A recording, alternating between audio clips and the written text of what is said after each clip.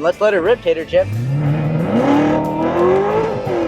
Can you daily drive a C7 Corvette? After 20,000 miles and about 6 or 7 months on my C7 Corvette, I'm here to say you can, and here are my top 7 tips for daily driving a C7 Corvette. This first thing is kind of a big safety thing. With the C7 ditching the panoramic window like they've had pretty much since the C4, there's actually some pretty poor rear visibility out of this car. This tiny window doesn't do very much, so this ends up being a huge blind spot. What I did was driving on the highway, I waited until I couldn't see a car out the window and positioned the mirror to where I see that car as soon as they enter my blind spot. I'm typically a pretty good driver. I've never had any crashes, but my first week in the C7, I did have a few close calls where I really could not see someone in my blind spot. Now this only applies to 3LT and 3LZ cars. When it comes to the memory seats, a super annoying thing I discovered my first week of ownership was if you have the exit setting set to when the seat's all the way back, it actually won't start to come forward when you enter the car. When I set my exit setting, I also set it to where the seat doesn't have to move as much each time.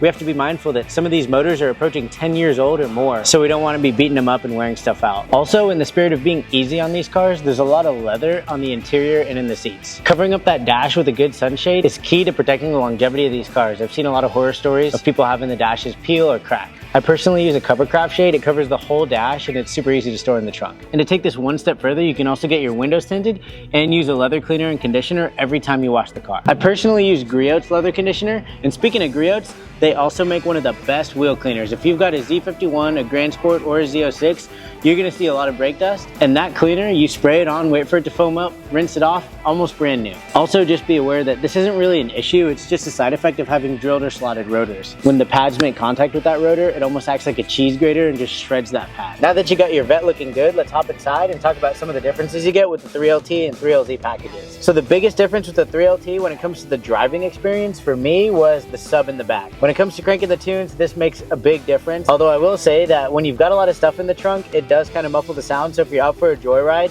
definitely leave the trunk empty and let the tunes rip. Another big creature comfort thing is the magnetic ride control. So this car has the magnetic ride control, which you can adjust with this knob down here. It makes a huge difference going from sport to tour mode around town. It changes the suspension up and kind of lets it ride a little more smooth. And the last thing when it comes to the suspension is these cars you can actually lower from the factory. So from the factory, these cars ride like monster trucks. I honestly hate the wheel gap. Lowering them on the factory bolts means that you can adjust the height of the car without getting aftermarket parts.